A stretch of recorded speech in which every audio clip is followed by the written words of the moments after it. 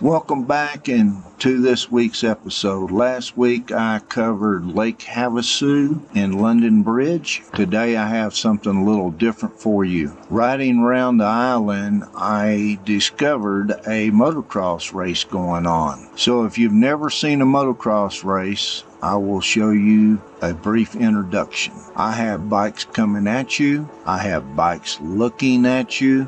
I have bikes throwing rocks at you. I even have girl racers. I even came across a young racer who reminded me when I used to race. So stick around. You won't be disappointed and you won't be bored.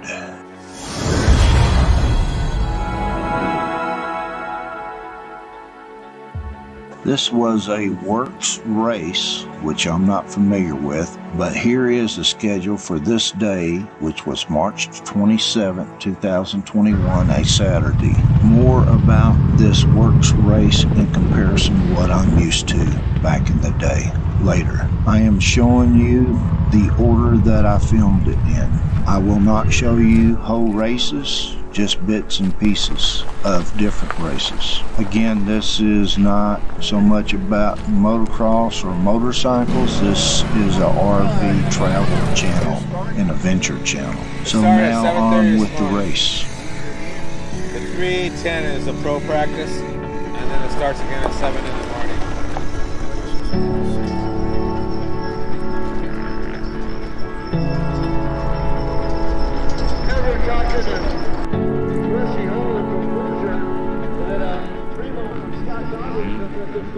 Like I said, I'm showing you this in the order that I filmed it. I'm sorry, I'm showing you some of the slowest racers first. Based on the time on the schedule, it says this is Sport 15 through 24 C riders. C riders are your slowest riders. This is 30C. This is 40C, 50A, 50B, and 50C. Those numbers are ages or age groups. So let's take a brief look at them. By the way, as always in my videos, stick around and tap the credits for bonus video where I'll show you scenes from next week's episode. And also I will show you BLM boondocking land just at the city limits of Lake Havasu City. So stick around for that. Now back to the racing.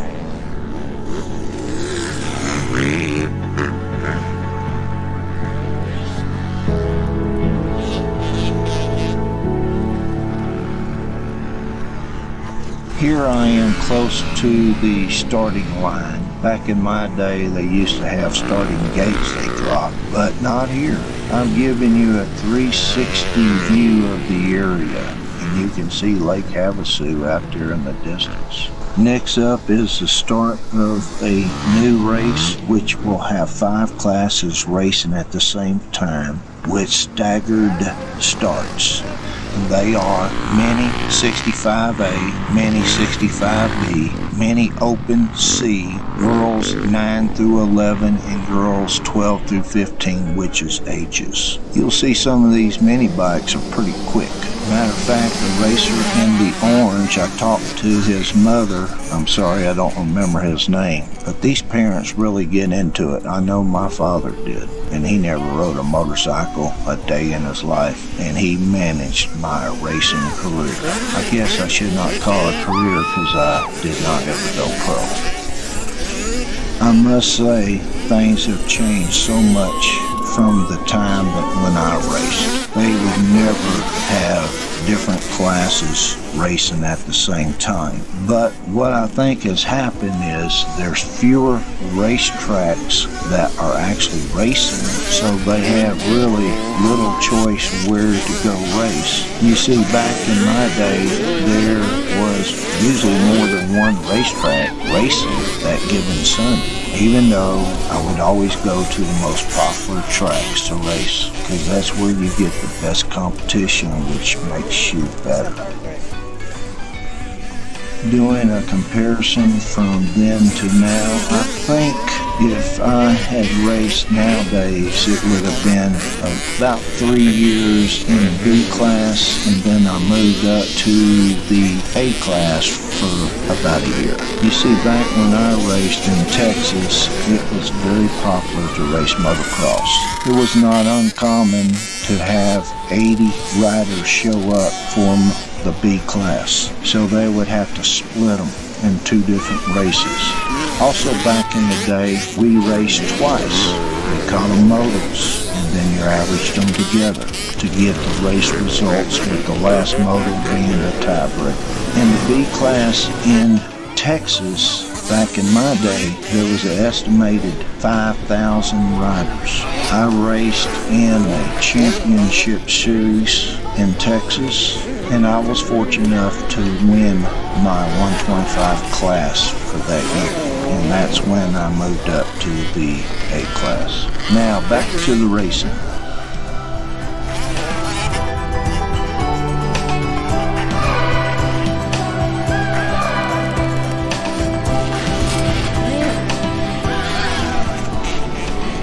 Let's take a brief walk around the pits to show you what that's like. I will show you some of the factory riders' pits also.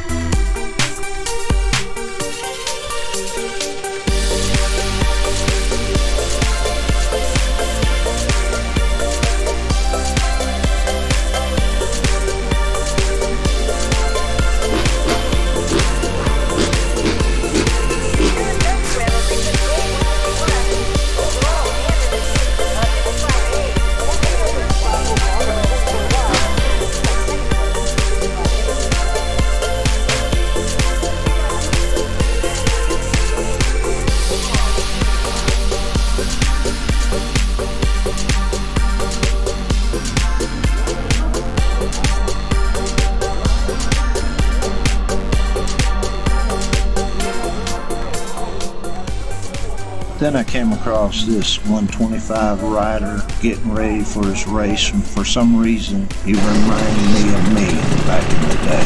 Maybe it's because I have the same motorcycle, a 250cc now. Good luck. What race? 125? Yes, sir. 125A. Hey, go.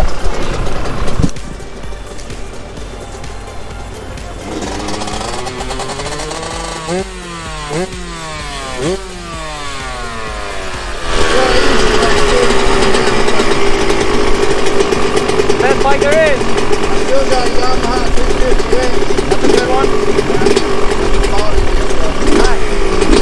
I probably shouldn't have bothered him, but he was so far back from the starting line, I was assured he had some time before he had to race, at least 5 or 10 minutes. Back in my day, I used to be so focused on the starting line for my race that I had one race where a nude girl ran across the starting line. Back then they called it streaking, and I never saw her. I was staring straight ahead, running through the track in my mind.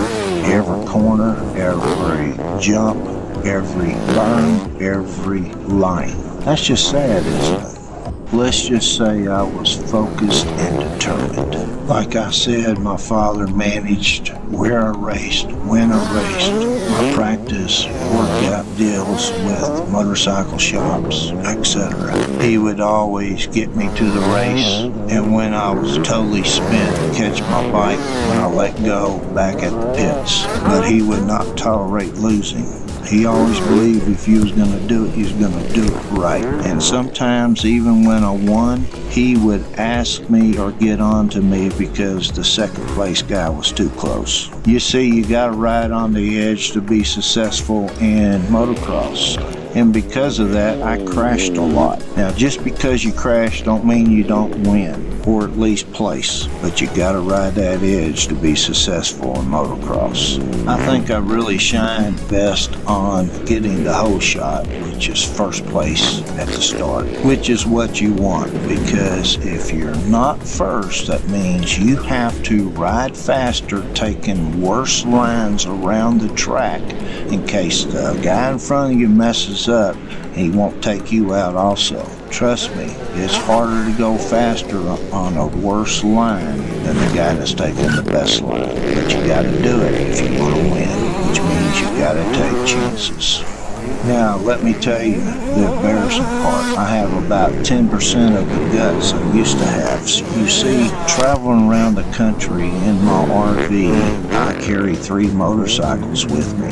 One of them is a motocross bike, a Yamaha YX250X, and I'm kind of a chicken on it, to be honest with you. No guts, no glory, right? I'd like to blame that on the fact of my age. I'm 66 years old, and they tell me you don't heal near as fast as you used to. Plus, I travel alone. If I hurt myself, how in the world am I going to travel around? With that all said, I sure would like to let rip on one of these tracks one of these days to see what it's like and what I can do, which I'm sure is not much, but a guy can dream about his former glory.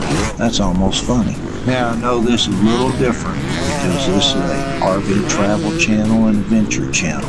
Sometimes it's good to do something different or see something different. Remember to stick around to after credits for bonus video where I show scenes from next week's episode, and also BLM land right around, actually at the city limit sign of Lake Havasu City. If you liked the video, give me a thumbs up and consider subscribing. I have new RV travel and adventure videos every Wednesday and shorts on weekends. But stick around, we're not done yet. Thank you for sticking around to after the credits for bonus video of next week's episode, and also video of BLM land around Lake Havasu City. Yosemite. Yosemite from YouTube. Okay. All right. Next week's episode, I visit Oakland, Arizona, where you can see the gunfights and the burls. Everybody wants to visit Oakland, Arizona.